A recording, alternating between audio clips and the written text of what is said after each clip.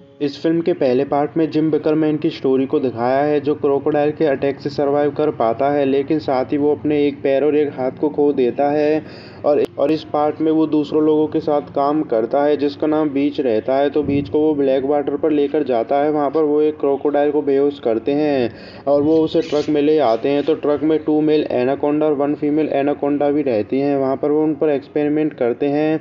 तो 2 साइंटिस्ट उस क्रोकोडाइल के ब्लड को लेकर फीमेल एनाकोंडा के ब्लड से क्रॉस ब्रीड करते हैं। वो ऐसा इसलिए करते हैं ताकि एनाकोंडा अपने अंडे देगी और वो उन अंडों की मदद से ब्लड ऑर्किड सीरम बना सकें। उसकी वजह से वो लोगों को अमर कर सकते थे। तो जिम पैसों के लिए बीच को ब्लैक वाटर पर लेकर आया था। तो जिम बीच से अपने पैसे मांगता है। तो बीच उससे कहता है कि पहले तुम डोर का पिन कोड बताओ, उसके बाद मैं तुम्हें पैसे दूंगा। तो जिम उससे कहता है कि पहले पैसे दो, उसके बाद मैं आपको कोड बता दूंगा। तो बीच उसे पैसे दे देता है। उसके बाद वो उससे कोड पूछता है, लेकिन इतने ही क्रोकोडाइल जग जाता है और वो एक साइंटिस्ट को मार देता है। मौके का फायदा उठाकर जिम वहां से भाग जाता है। साथ ही ट्रक में से वो एनाकोंडा भी भाग जाते हैं। तो बीच ट्रक की मदद से उन फेंस को तोड़ देता है और ट्रक से बाहर आ जाता है, लेकिन इतने ही ट्रक में आग लग जाती है और वहां पर सब कुछ जल जाता है। सारे सबूत मिट जाते हैं। साथ ही उसके अंदर जो क्रोकोडाइल रहता है वो भी मर जाता है, लेकिन फेंस टूटने की वजह से उस ब्लैक वाटर में जितने भी क्रोकोडाइल थे वो सभी बाहर आ जाते हैं।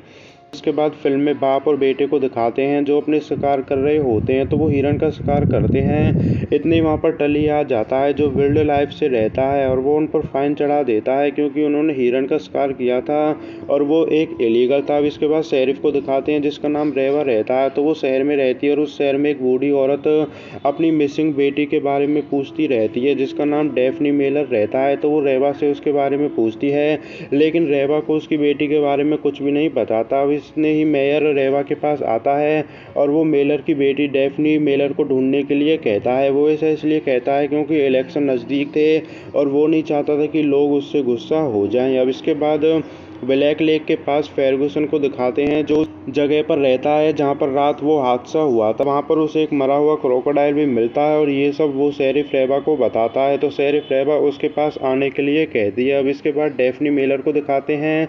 तो वो खोई नहीं थी, बल्कि वो तो अपने बॉयफ्रेंड के साथ मजे कर रही होती है। तो वो कैबिन में उसके साथ रोमांस करती है, लेकिन उस रात जो ब्लैक वाटर से क्रोकोडाइल बाहर आए थे उनमें से एक क्रोकोडाइल उनके बेड के नीचे रहता है और वो उन दोनों को मार देता है। तो अब इसके बाद बीच को दिखाते हैं जो सेरा के लिए काम करता था। तो सेरा अपनी डैड की कंपनी की सीईओ थी और वो ये सब अपने डैड के सपने को पूरा करने के लिए कर रही थी। तो अब उसे एनाकोंडे के अंडे चाहिए थे। तो उसे एनाकोंडा को अंडे देने से पहले पकड़ना था और वो उसे पकड़ने के लिए निकल जाते हैं।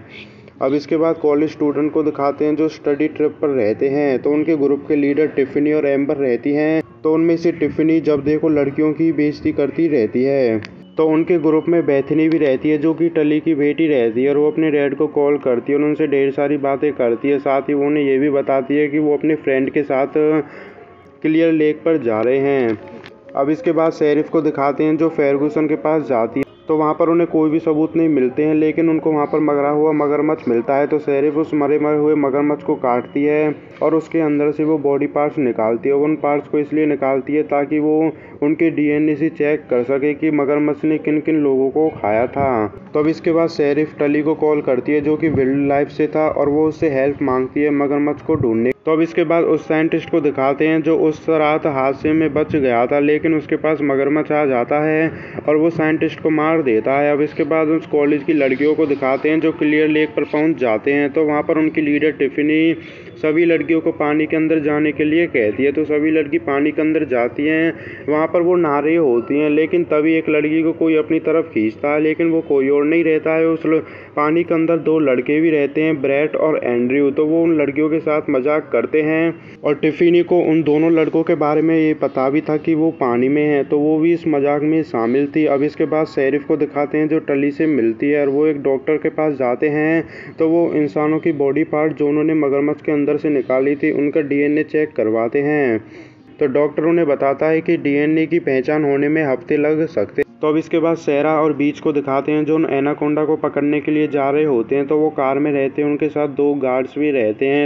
तो वहीं पर सेरा वाइल्ड लाइफ के ट्रैकिंग सिस्टम को जाम कर देती है ताकि उनसे पहले कोई भी उन एनाकोंडा को ना पकड़ सके। अब उन लड़कियों को दिखाते हैं जो लेक पर काफ़ी इंजॉय कर रहे होते हैं। तो बेथनी के पास मार्गोट आती है और वो उससे काफ़ी बातें करती हैं। तो वहीं पर वो दोनों लड़के ब्रैट और एंड्रयू अपने जीएफ को वहाँ से ले जाते हैं।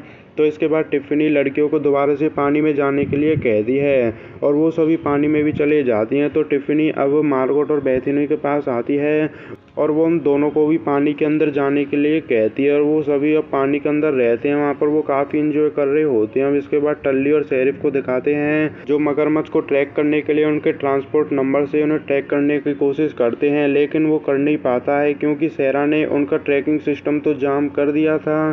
तो वहीं पर टल्ली को पता चलता है कि वो सारे मगरमच्छ ब्लैक लेक से होकर क्लियर लेक पर जाएंगे अपनी भूख मिटाने के लिए। तो तभी उसे रियलाइज़ होता है कि क्लियर लेक पर तो उसकी बेटी बेथनी भी है और उसे पता चल जाता है कि उसकी बेटी मुसीबत में है। तो वो उसे बचाने का फैसला करता है और वो कार से उसके पास चले जाता है। उसके साथ शेरिफ भी जाती है। तो अब इसके बाद फिल्म में जिम को दिखाते हैं जो एक क्लब में रहता है। तो वहाँ पर वो बारटेंडर को कुछ पैसे भी देता है ताकि वो किसी को भी उसके बारे में ना बताए। अब उतने ही उस क्लब पर बीच और सेरा भी आ जाते हैं। तो बीच बारटेंडर से जिम के बारे में पूछता है, लेकिन वो उसे जिम के बारे में नहीं बताता है क्योंकि जिम ने तो उसे ना बताने के लिए पैसे दिए थे। तो अब इसके बाद जिम को दिखाते हैं जो क्लब से बाहर जाता है, लेकिन इतनी वहाँ पर सेरा आ जाती है और वो उसे पकड़ लेती है।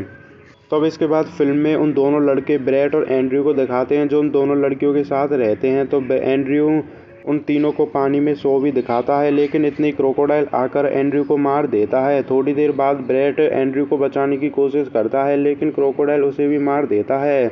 अब इसके बाद उन लड़कियों को दिखाते हैं जो पानी में रहते हैं, लेकिन वहाँ पर क्रोकोडाइल आ जाता है और वो सभी पानी से भागने लगते हैं, लेकिन क्रोकोडाइल उनमें से कुछ लड़कियों को मार देता है। अब इसके बाद बोट को दिखाते हैं जिस पर हैदर और मेलिसा ही बची थी। तो कुछ देर बाद क्रोकोडाइल हैदर को भी मार देता है और बोट पर सिर्फ मेलिसा ही बची थी।